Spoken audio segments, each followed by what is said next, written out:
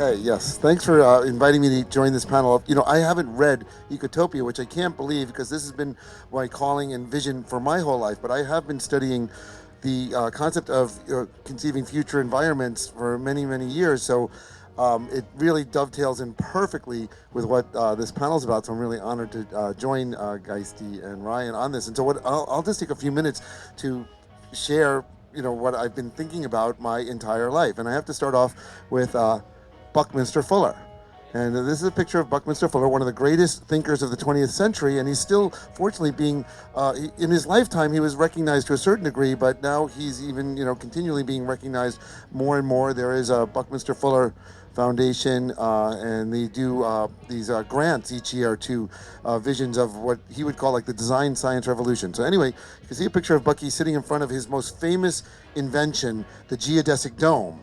But he also was just this comprehensive thinker, and he coined the word synergy, which is it's the behavior of whole systems that are unpredicted by the behavior of their parts taken separately. And he also wrote this comprehensive two-volume book called Synergetics. And Synergetics is basically is the geometry of thinking, and it braces all experience, both actual geometry, but also metaphysical, the way thinking is like the geometry of thinking. Um, and also, like, he's famous for making up words. He actually made up the word ephemeralization, which comes from the word ephemeral, which already existed. But ephemeralization is the ability of technological advancement to do more and more with less and less until eventually you can do everything with nothing. And we kind of see that now, with our like cell phones, which can do what would have taken a room full of equipment just 30 years ago to be able to accomplish, or maybe not a room full, but a big bag full of it, and just all kinds of things. But even with other technologies, that's happening. And then my favorite quote, though, because he really was, dedicating his life to do what the universe needs done and not to be guided by like having to earn a living. And this quote doesn't, anyway, says, "I see the hydrogen atom," which now, mind you, he used the hydrogen atom and didn't just say atoms in general, because the hydrogen atom makes up 99.9% of the observable universe. All the other atoms are formed, so we think, in stars of hydrogen joining together to make carbon, iron, all the other elements. So you could just say, though, "I see atoms." Don't have to earn a living before behaving like an atom.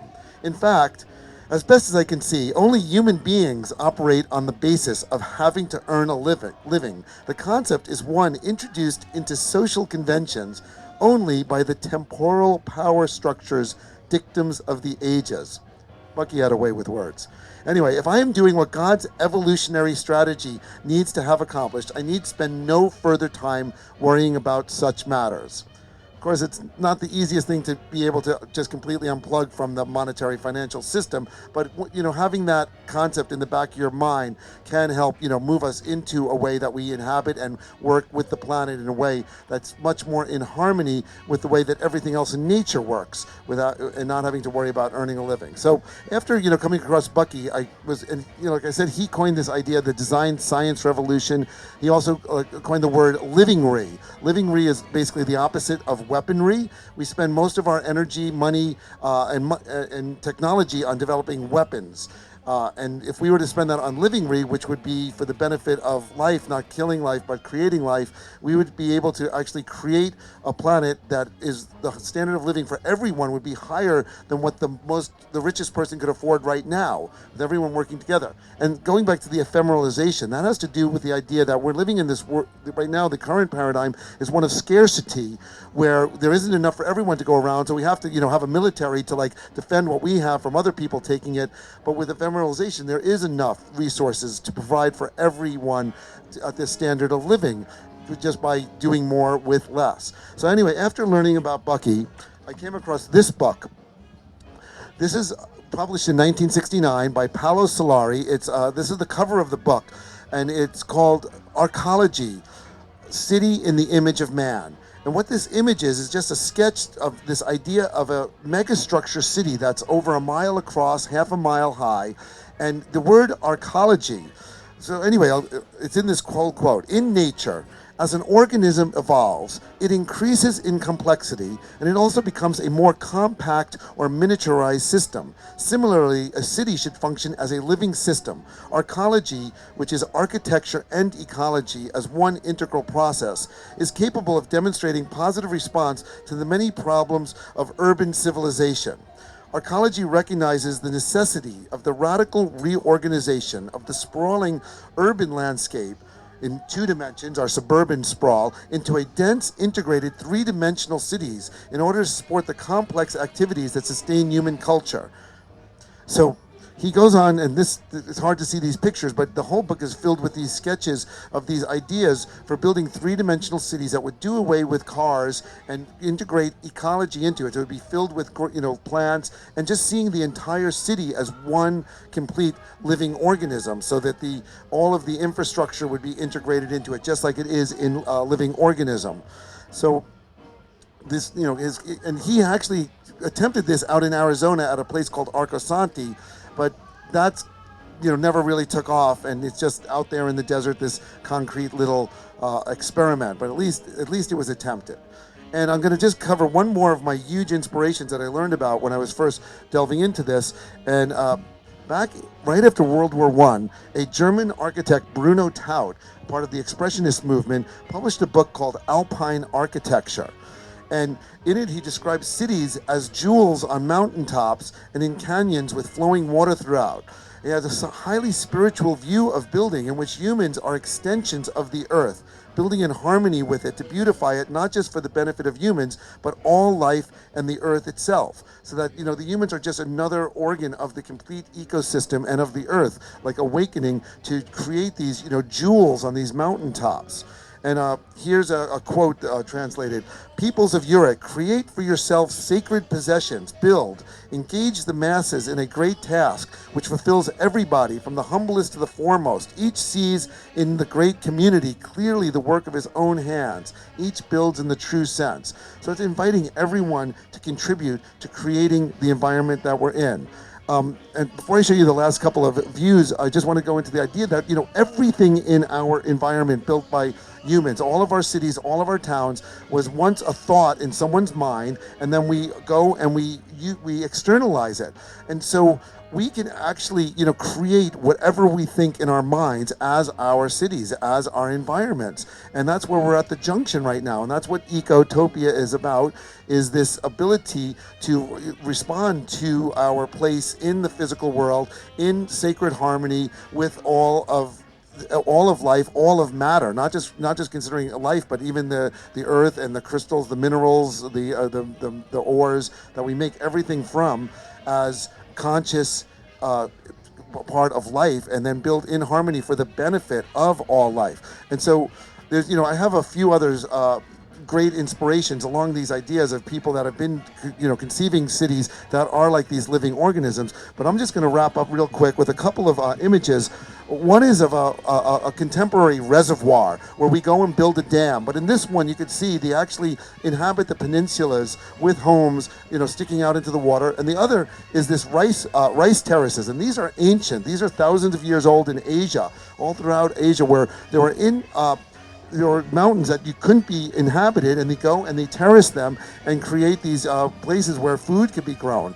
And so the vision that I've been coming up with is something I call terraquaforming, where we use our ability to shape the earth and use our ability to channel water into these environments where there is flowing water all throughout our landscape. We create, as in permaculture, more wetlands. We can have our habitats as houseboats even that can go from one place to another on these peninsulas into these areas, or on steep mountainsides. The water, they could be terraced into habitations with the water flowing all throughout it. So this vision I have of how we can transform the earth into this sacred harmony is through the interaction with shaping the earth and the water in this terraquaforming. So that's the direction I'm moving into. Wow, thank you, Harlan. Whew. I love how you said the city can be built by our own hands, right? And from our thoughts, right? The images and the visions we have can manifest. we've been nomadic as a species for over 1 million years. And really, we have within our own DNA, we have a latent attribute that allows us to create shelter, to create, when we come here, this self-organization aspect of festivals where people just do what makes sense as it needs to happen. That's within us. We are shelter habitat creators, and we have those skills within us.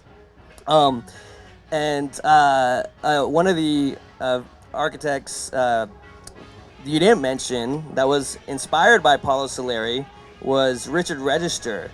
And I think that's a good segue for tapping back into how we look at the West Coast. He wrote Eco Cities, which kind of parallels the Ecotopian vision in urban ecology, which is basically, it's not a story, but it's a nonfiction. It's a book that is filled with his sketches of different cities, mostly in the East Bay, San Francisco, where he sketches these beautiful interpretations of cities transformed from what they are now, and he shows like the before and after of this spread out sprawl filled parking lot cities filled with personal automobiles and all these polluting vehicles compared to what's possible, and he'll show that on the other page, which will be these pedestrian-filled villages of people sharing food, of farmers markets embedded in our plazas and our courtyards, and rooftop vegetation and fruit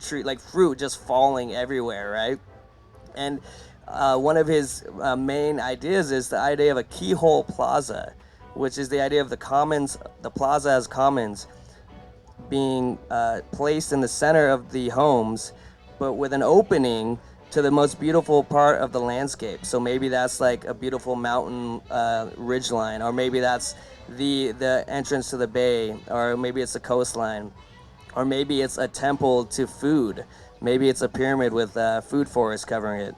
And Richard Register, in his book Eco Cities, it's genius, and it's one of my biggest inspirations for flipping the script of Babylon. Right? We have this term Babylon, and everyone seems to want to run from it. And it's like this idea that everything dark and bad is involved with the city. But really, that's keeping us in this suburban system that we're in today, where we're all trying to get a piece of the country, but there's no Beaver Hill or Elk Creek left because that's covered with streets and suburban homes. So I think it will behoove all of us to really rethink how we look at the city. And can we see as an organism that doesn't build skyscrapers and also doesn't sprawl out horizontally, but captures the human essence, that understands what the human animal is and what kind of tribes we need to live in, and allows us to place our neighborhoods in different urban organisms that have forests and jungles and whatever landscape you live in surrounding the city, and allows you to walk to it. Right? It's not inescapable. Yeah, beautiful. Yeah, going on the housing and habitat of humans on that tract, I think Ecotopia was really neat because it actually predicted some of the things that we're doing now with tiny homes and rebuildable homes and eco-based structures. I wonder what this little girl is doing. Oh, she's digging out DVDs or CDs out of my pocket. The tiny home kind of printable homes movement was featured in the book as everybody was basically given the ability to build their own home. And it was modular architecture, but it was like plastics that were bioplastics, that were biodegradable plastics that the houses were made from. So eventually you could punch enough holes in the walls and cut enough openings, and eventually if you need to expand or your home had degraded enough on the outside shell that you could basically recycle the whole thing. The whole thing could be chipped up and be used to build a new home, or just biodegraded. But it was kind of like what they're doing now with 3D printing of homes. They take clay and sand and they can squirt it through a printer, and a giant printer the size of a house, and it'll print out the structure of the house in clay and sand. It'll basically make a fake limestone high in silica that will last a long time. and which is lovely out in the desert because there's plenty of clay and sand out there. But the not just the architecture in the future was supposed to be sustainable and biodegradable, also meant for people that were a little more nomadic. If they didn't want to have their home in one place, they could gypsy it around, or have something that was semi-mobile in case they wanted to move to a different location. But it integrated in with the transportation, so that cities were then based on both long-distance, high-speed rail travel, but within the city, taxis were free. Could you imagine that? Could you imagine that your tax dollars that you normally pay to support the military-industrial complex actually goes towards giving you a free ride in the city whenever you needed it? I mean, how freeing would that be? And then along with that comes the food. So the food was growing in urban environments as well as integrated into the environment, into the urban infrastructure, because the taxi cabs, of course, were powered by biodiesel and they were electric, solar electric. So they weren't polluting. There was far less cars on the road. They started tearing up streets, started making pedestrian walkways. People started planting trees in the sidewalks. And all of that basically integrates into a more and more greenway, more and more places to pick food, more and more places to grow food in environments. And part of this negativity, I think, that we've carried on about cities, about Babylon, was, of course, from the ancient Bible stories about how evil and bad Babylon was, and their grid street cities that were square and meant to be guarded on each corner. You could put less, you can have less sentinels, less guards, because they could look down a straight street, down multiple blocks, and keep a tally on what the people were doing. So this grew into the great industrial cities during the Industrial Revolution, and they became, basically polluted industrial workplaces, and nobody wanted to live there. So they started creating like mini country homes. This is where the suburbs came from.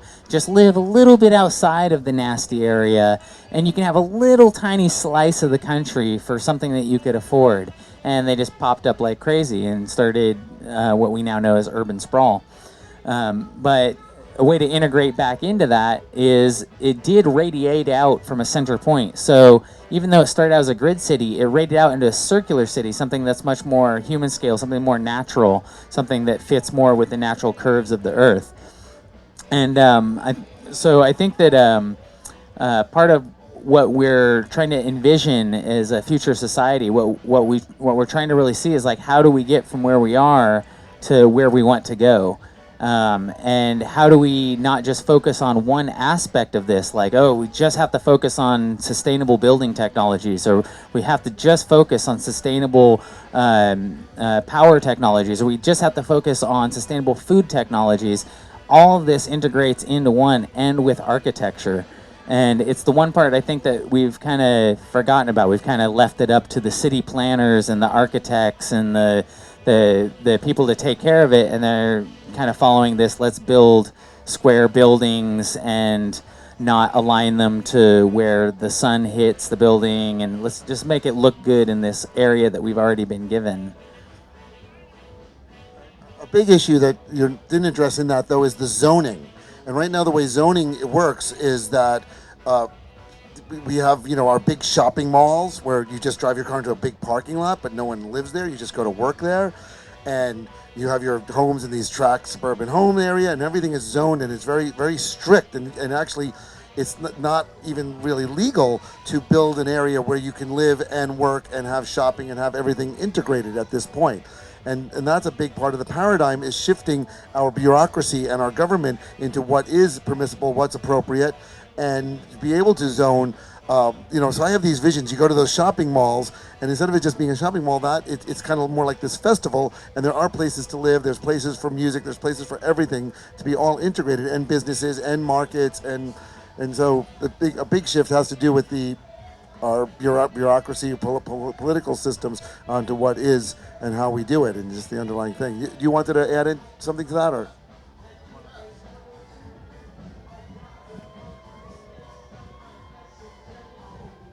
Thanks, Arlen.